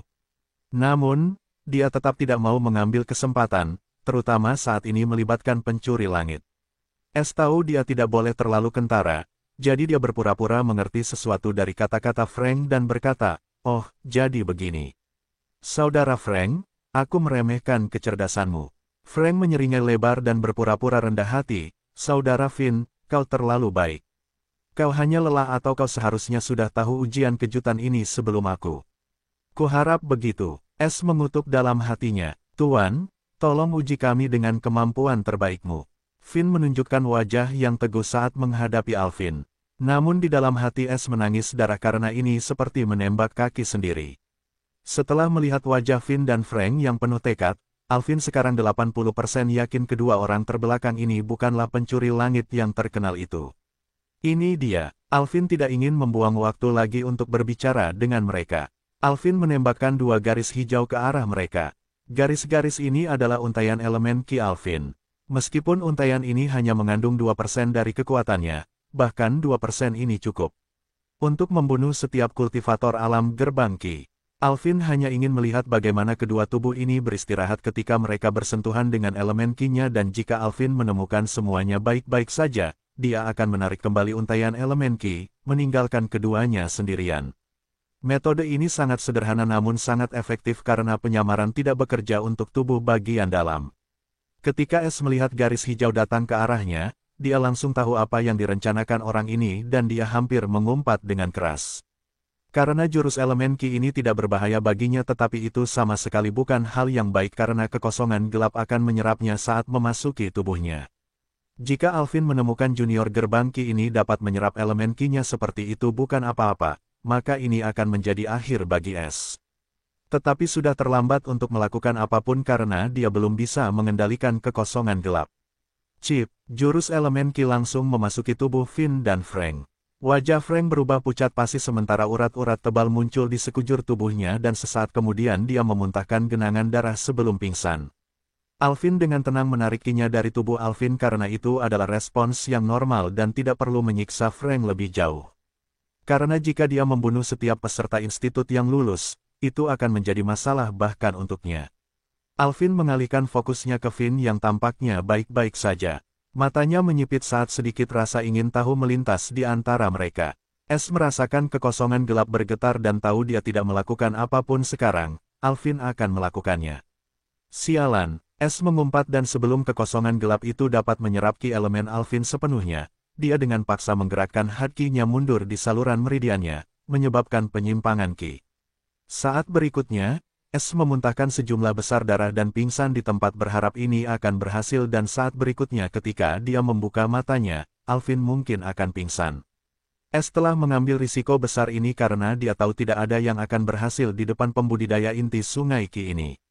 Manik tak terlihat dapat memberinya waktu 1 menit, tetapi hanya itu dan dia akan berada di tempat terbuka ketika efeknya hilang dan Alvin juga akan tahu bahwa dia adalah pencuri langit. Setidaknya sekarang, Alvin tidak mengetahui kebenarannya, dan ini memberi Es tekad untuk mengambil risiko ini. Namun, jika terjadi kesalahan, Alvin akan menangkapnya tanpa hambatan dan dia akan berada di tangan ketiga raksasa itu saat berikutnya dia membuka matanya. Alvin menatap Finn yang tak sadarkan diri dengan intens sebelum mengambil untaian Ki elemennya. Namun, dia tidak langsung menyerapnya dan memeriksanya dengan saksama. Untuk waktu yang lama, Alvin terus menatap untaian Ki elemen kayunya sebelum menelannya kembali. Ki elemen kayuku menunjukkan sedikit tanda akan larut sebelum berpengaruh pada bocah ini. Menarik, Alvin bergumam saat sedikit ketertarikan melintas di matanya. Dengan lambaian lengan baju Alvin, tubuh Finn yang tak sadarkan diri mendarat di tangannya seperti boneka. Alvin meletakkan jarinya di dahi Finn dan menutup matanya. Saat berikutnya, jarinya bersinar dalam rona hijau. Alvin menggunakan indera bela dirinya dengan Ki elemen untuk memindai bagian dalam tubuh Finn. Setelah 5 menit, Alvin membuka matanya dan menarik jarinya dari kepala Finn. Tidak ada yang aneh dengan meridiannya, lalu mengapa Ki elemenku menunjukkan tanda-tanda akan larut. Alvin sangat bingung tentang ini karena ini tidak masuk akal. Bagiannya cukup rusak jika aku mengirim untaian Ki lagi maka dia akan mati. Alvin tidak membuat keputusan instan seperti yang selalu dilakukannya dan ragu-ragu karena dia pernah membaca buku di perpustakaan terbesar organisasi yang sangat tua dan hanya anggota seperti dia yang memiliki wewenang untuk membacanya.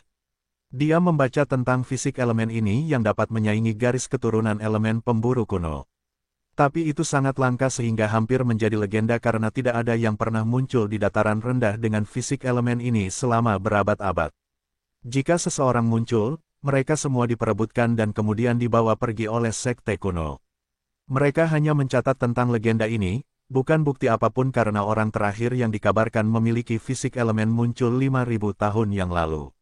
Adapun mengapa Alvin mencurigai Finn sebagai pembawa fisik elemen karena dia ingat dengan jelas seseorang dengan fisik elemen dapat menyerap ki elemen yang memiliki afinitas dengannya bahkan jika ki itu berasal dari seorang kultivator. Sekarang setelah Alvin melihat ki kayunya menunjukkan tanda-tanda diserap, ini membuatnya curiga Finn memiliki fisik elemen kayu. Karena fisik elemen hanya menunjukkan tanda-tanda kebangkitan setelah orang tersebut mencapai alam sungai Ki dan sebelumnya hanya menunjukkan tanda-tanda kecil seperti yang baru saja dilakukan Finn.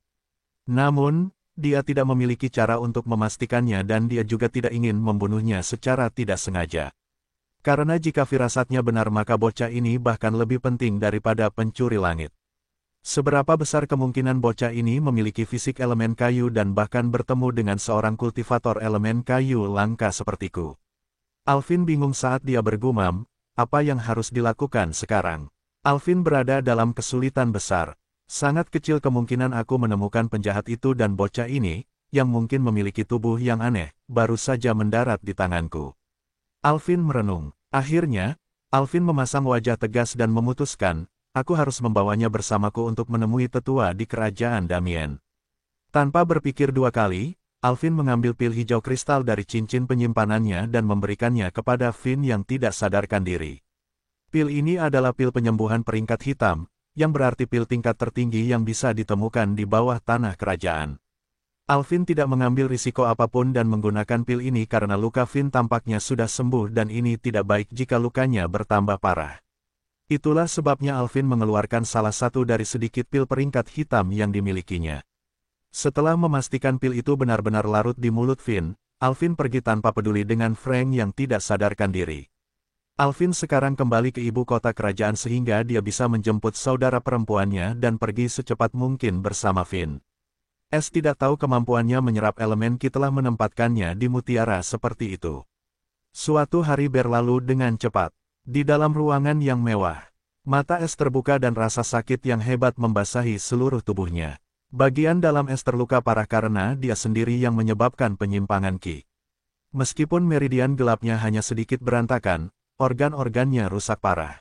Terlebih lagi, luka-luka ini disebabkan oleh ki kegelapan surgawi yang tidak akan sembuh dengan mudah seperti yang terjadi ketika S jatuh koma selama bertahun-tahun setelah mengalami hukuman surgawi.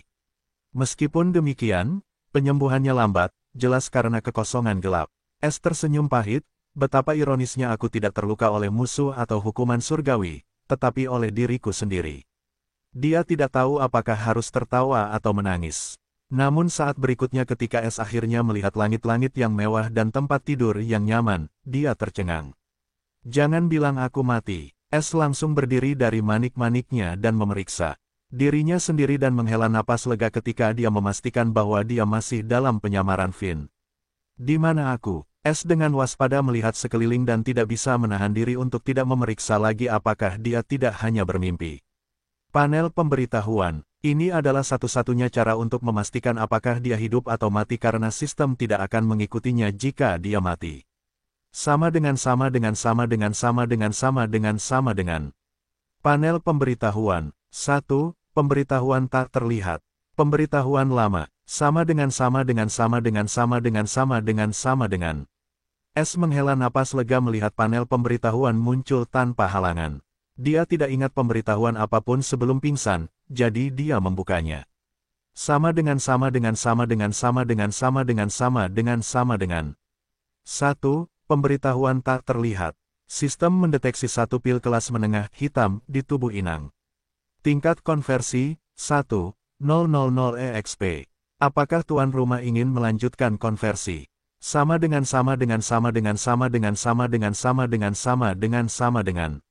S bingung dan bertanya, bagaimana aku memakan pil ini? Seseorang memberikannya kepada inang saat inangnya tidak sadarkan diri. Siapa? S tercengang karena mereka menganggap pil semacam ini sebagai harta karun di kekaisaran tetapi seseorang memberikannya kepada karakter minor seperti Finn.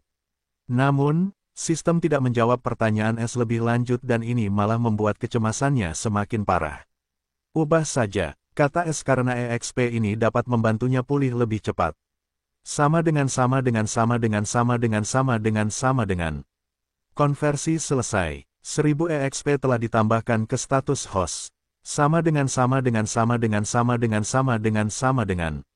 S tidak merasakan perbaikan apapun pada lukanya dan dia ingin meninggalkan tempat ini secepatnya karena ada sesuatu yang aneh terjadi. Sistem, aku ingin membeli pil penyembuhan kelas 1.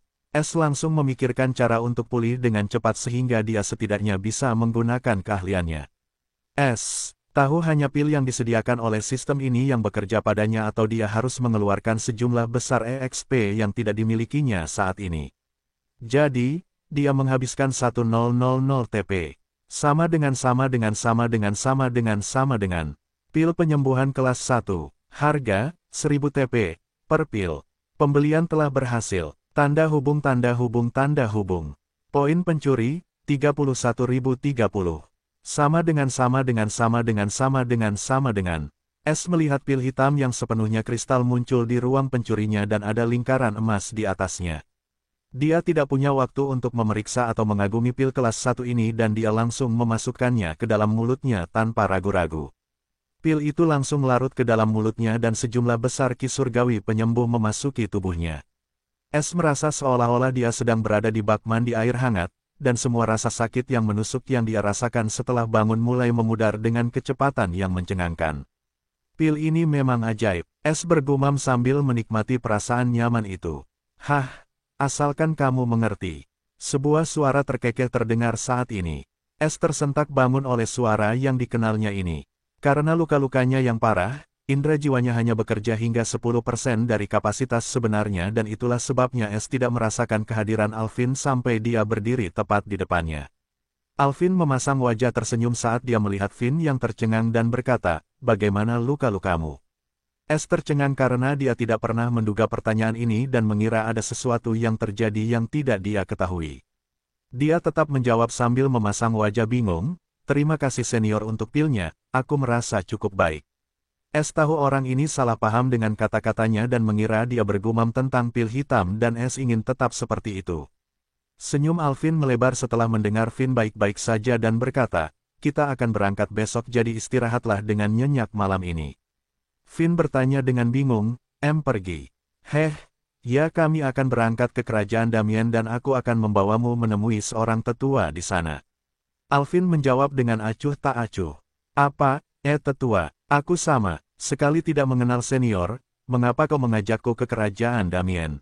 Apakah aku lulus ujian tersembunyi?" S berpura-pura tertegun sambil menanyakan pertanyaan inti tetapi dia benar-benar ketakutan. "Oh, aku lupa memperkenalkan diri." Alvin tersenyum ramah dan berkata, "Namaku Alvin Cat dan aku adalah Jenderal Api di Resimen Pengawal Api dari organisasi Api Pil. Pasukan tempur terkenal dari organisasi Api Pil." Wajah S menjadi muram sekarang karena dia tahu dengan siapa dia berhadapan di sini.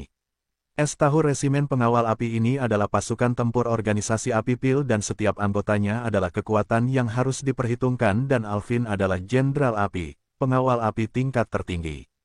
S melakukan ini sebaik mungkin untuk terlihat terkejut dan menyembunyikan kecemasannya dan bertanya, "Lalu senior membujukku untuk menjadi seorang alkemis?" Alvin menatap Finn dengan dalam dan berkata dengan sedikit kegembiraan dalam suaranya, "Hehe, kalau hipotesisku tentangmu benar maka sahabat kecilku, kau mungkin akan menjadi orang terpenting di seluruh benua angin biru." S tercengang saat mendengar kata-kata ambigu Alvin. Namun kini S yakin akan satu hal bahwa Alvin masih belum tahu bahwa dirinya adalah pencuri langit. Tapi apa yang dia anggap sebagai diriku? Apapun itu ada hubungannya dengan kehampaan yang gelap. S berpikir serius. S tidak tahu tentang tubuh elemen dan pentingnya memilikinya. Dia tidak tahu bahwa firasat memiliki tubuh elemen saja sudah cukup untuk membuatnya lebih penting daripada dirinya sendiri. Bolehkah aku melihat keluargaku?" S mencoba pendekatan lain karena dia tidak bisa mendapatkan informasi yang berguna dari Alvin. Dia menggunakan keluarga Finn agar dia bisa meninggalkan tempat ini terlebih dahulu sebelum mengubah wajahnya dan meninggalkan kerajaan-kerajaan karena senyum ramah Alvin membuatnya merinding. S bukanlah anak yang naif dan dia bisa langsung membedakan senyum serakah dari senyum ramah karena dia melihat terlalu banyak dari mereka dalam perjalanannya. "Jangan khawatir tentang keluargamu. Aku sudah meminta Raja Kale untuk menghubungi mereka dan mereka menunggu di luar." Alvin tersenyum tipis. "Aku akan menyuruh mereka masuk." Finn hanya mengangguk sebagai jawaban. Kenapa dia bersikeras menahanku di sini? Suasana hati Es suram. Semakin dia memikirkannya, semakin bingung dia dan begitu pula keinginannya untuk melarikan diri. Namun, dia tidak berdaya untuk melakukan apapun karena orang ini ada di sana dan mengawasinya seperti harta karun yang berharga. Aku harus tenang dulu. Es menarik napas dalam-dalam dan menenangkan sarafnya yang kacau. Dia bisa merasakan pil ajaib itu masih menyembuhkannya dan dia memperkirakan butuh waktu 2 jam baginya untuk pulih sepenuhnya, sementara itu dia mengamati situasinya. Setelah Alvin pergi semenit kemudian, sekelompok orang dengan pakaian mewah memasuki kamar tidur besar tempat Finn berada. Es melihat 3 pria dan 2 wanita dan tercengang karena di depan kelompok itu ada raja kerajaan sendiri. 4 lainnya adalah orang tua Finn dan 2 saudara kandungnya yang lebih tua. Hahaha. Keponakanmu tampaknya dalam keadaan sehat. Bagus, sangat bagus. Raja Kale tertawa sambil tersenyum lembut seperti sedang bertemu dengan keponakannya. Terima kasih atas kata-katamu yang baik. Yang mulia, Finn ingin berdiri untuk menyambut raja dengan baik, tetapi Kale segera menghentikannya. Jangan memaksakan diri, kau masih dalam tahap pemulihan, dan panggil aku Paman Kale mulai sekarang. Kale tersenyum ramah. Munafik. Es mencibir dalam hatinya. Dia tahu Raja Kale ini berpura-pura untuk menjaga hubungan baik dengan Finn. Es ingat dengan jelas sebelumnya Finn tidak pernah berbicara dengan Raja karena dia tidak berhak melakukannya dan sekarang setelah Kale tahu Finn entah bagaimana telah memenangkan hati seorang penjaga api, dia bertindak seolah-olah dia sudah mengenal Finn sejak lama. Apa yang kau lakukan? Ucapkan terima kasih kepada Yang Mulia sekarang juga. Pria setengah baya bertubuh gemuk yang berdiri di samping Raja Kale berbicara saat ini dengan senyum tipis di wajahnya. Dia adalah ayah Finn, Marquess Blaise Eugene. Finn tersadar dari kebingungannya dan berkata, terima kasih, pamanmu, Paman Kale. Es tidak berminat untuk memamerkan kemampuan aktingnya, tetapi dia tidak punya pilihan karena dia telah diamati oleh indera bela diri Alvin. Hahaha, bagus, bagus. Raja Kale tertawa terbahak-bahak dan berkata, karena kamu baik-baik saja, aku merasa tenang. Aku akan meninggalkanmu dengan saudara laki-laki Blaise dan saudara ipar perempuan sekarang. Setelah bertukar basa-basi dengan Marquess Blaise, Raja Kale pergi dengan suasana hati yang ceria. Sekarang setelah Kale meninggalkan ruangan, hanya anggota keluarga Eugene yang tersisa. Wanita elegan yang berdiri diam di belakang Marquess Blaise dengan cepat mendekati Finn dan memegang tangannya. Finn kecil, apakah kamu terluka? Ceritakan pada ibu apa yang terjadi. Matanya berkaca-kaca dan suaranya dipenuhi dengan perhatian dan cinta. Dia adalah Rachel Eugene, ibu Finn. Es mengernyit sedikit karena dia tahu kekhawatiran wanita ini nyata dan untuk pertama kalinya ragu untuk memanggil ibunya. Dia tahu dari ingatan Finn bahwa hubungannya dengan ibunya sangat dalam tetapi merasakannya sendiri adalah pengalaman yang unik. Apakah ini cara seorang ibu memandang anaknya? Es memiliki ekspresi nostalgia di wajahnya dan kesedihan yang mendalam mencengkeram hatinya. Kenapa kamu tidak bicara? Apakah kamu masih sakit? Rachel bertanya dengan suara penuh kecemasan sambil membelai wajah Finn dengan lembut. Aku baik-baik saja. Es tersadar dari pikirannya dan tanpa sadar dia melepaskan tangannya dari genggaman Rachel sambil menyentakkan kepalanya ke belakang. Rachel terkejut setelah melihat Finn bertindak sangat berbeda dari biasanya dan sedikit keraguan muncul di matanya. Sial, Es tahu dia hanya bertindak berdasarkan dorongan hati dan sekarang Rachel mungkin berpikir ada yang salah. Jangan khawatir, itu hanya, aku merasakan sakit dari kontak fisik. Es segera berbicara untuk menebus kesalahannya. Keraguan samar Rachel segera sirna karena penjelasan Finn masuk akal dan mengangguk cemas tanda mengerti. Berhentilah memperburuk kondisi Finn kecil. Marquess Blaise mengerutkan kening dan berbicara saat ini. Es menghela napas lega melihat Rachel berdiri, tetapi dia masih tidak sanggup menatap mata penuh kecemasan yang tidak ditujukan kepadanya. Finn kecil, ceritakan pada kami bagaimana kamu bisa jatuh hati pada seseorang dari Pilflame. Pada saat ini gadis muda yang mirip Rachel berbicara dengan penuh semangat. Dia adalah kakak perempuan Finn, Kingsley Eugene. Aku tidak tahu. Aku baru saja kembali dari hutan rawa yang gelap ketika Finn menceritakan apa yang terjadi dengan jujur dan semua orang mendengarkan dengan penuh minat. Setelah itu, aku pingsan dan tidak ingat apa yang terjadi selanjutnya. Tapi tuan itu baru saja memberitahuku bahwa dia akan membawaku bersamanya setelah malam ini. Finn akhirnya mengakhiri ceritanya. Sungguh sial. Anak laki-laki jangkung yang selama ini terdiam mencibir pada saat ini. Tapi orang bisa melihat kecemburuan dan kebencian yang mendalam di matanya. Dia adalah putra tertua Marquess Blaze, Raiden Eugene. Raiden tidak memiliki perasaan yang baik terhadap Finn karena Finn menghalangi jalannya untuk mewarisi bisnis keluarga dan budak. Jika Finn mendapat tempat yang bagus di ujian kedua Institut Kerajaan Damien, maka dia akan menjadi penerus yang sebenarnya. Namun, sekarang dengan sedikit keberuntungan, dia menarik perhatian seseorang dari organisasi, dan berdasarkan reaksi raja, orang itu memiliki posisi penting dalam organisasi. Itulah sebabnya Raiden merasa kesal dan membenci Finn karena keberuntungannya yang bodoh. Diamlah, apa ini cara bicara dengan adikmu? Marquess Blaze memarahi Raiden. Meskipun Blaze memiliki harapan yang sangat tinggi untuk Finn, bahkan dia tidak pernah berpikir bahwa Finn memiliki bakat terpendam dalam bidang alkimia. Karena dalam seleksi tersembunyi tidak ada yang terpilih dari kerajaan regal dan sekarang tiba-tiba, seorang ahli yang sangat kuat telah memilih putranya. Bagaimana mungkin dia tidak gembira? Finn kecil mengabaikan kakakmu, dia hanya bodoh. Aku punya berita bagus untukmu.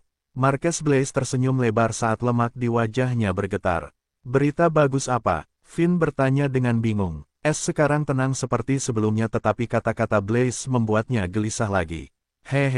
Yang mulia Raja Kale ingin menikahkan Putri Hale dengan Finn kecilku. Rahel berbicara dengan senyum tipis di wajahnya sebelum Blaze bisa melakukannya. Tidak, maksudku mengapa? Hampir jatuh setelah mendengar berita yang tidak menyenangkan ini.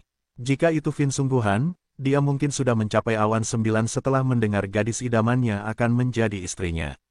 Namun sama sekali tidak senang karena dia sudah memiliki istri yang bagaikan dewi dan jika dia sadar, dia akan membunuh orang-orang yang ingin suaminya menikahi bebek jelek.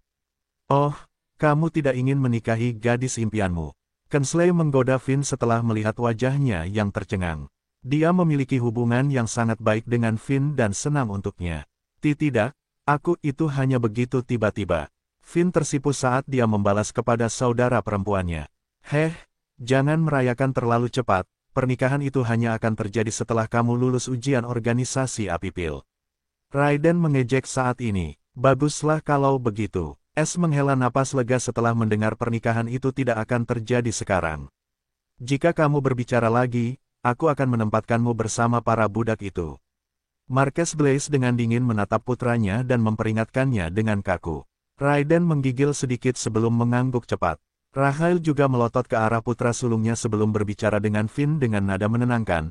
Little Finn, jangan merendahkan dirimu terlalu rendah. Setelah kau masuk organisasi, akan ada banyak orang seperti Haley yang mengantre untukmu. Diamlah, apa kau ingin membasmi wanita keluarga kita? Marquess Blaze dengan cepat menegur istrinya. Mereka tidak bisa melakukan apapun selama Little Finn bergabung dengan organisasi Pilflame. Rahel membalas, ya, tapi dia belum melakukannya. Marquess Blaze memasang wajah muram. Waktunya habis. Suara memerintah Alvin bergema di ruangan itu. Saat berikutnya, Alvin memasuki ruangan dengan sikap yang mengesankan dan dengan tenang menatap keluarga Finn. Biarkan dia beristirahat, kita punya perjalanan panjang di depan. Ya, kami baru saja akan pergi. Terima kasih telah menjaga putra kami. Marquess Blaze tersenyum menyanjung dan segera berterima kasih kepada Alvin. Dia tidak berani menunjukkan rasa tidak hormat kepada utusan ini. Finn kecil, kami akan berada di sana untuk mengantarmu besok pagi. Rahel menatap putranya dengan penuh kasih dan tersenyum lembut. Baiklah, Finn mengangguk. Setelah bertukar beberapa kata, keluarga Eugene pergi, meninggalkan Finn yang tersenyum dan Alvin yang dingin. Senior, apakah kau akan membawaku ke organisasi Pilflame? Finn menatap Alvin dengan penuh harap. Alvin menjawab dengan samar, ya, jika kau melakukannya dengan baik, aku dapat memastikan bahwa itu bukan tujuan terakhir kami. Alvin telah memeriksa kondisi Finn sebelumnya dengan indera bela dirinya dan dia tahu Finn pulih dengan cepat. Dia hanya berpikir itu semua berkat pil peringkat hitam. Dia seharusnya sudah bangun dan berlari besok pagi. Aku harus pergi sebelum hantu-hantu itu mencurigai sesuatu. Alvin berpikir serius dan meninggalkan Finn sendirian untuk beristirahat. Akhirnya sendirian lagi, akhirnya, aku tidak perlu berakting lagi. Dia mendesah lega. Untuk waktu yang lama, menatap langit-langit sambil berpikir keras. Sekarang setelah kupikir-pikir, ini juga kesempatan untuk mencapai tanah kelas 1 tanpa harus melalui ujian yang menyebalkan itu.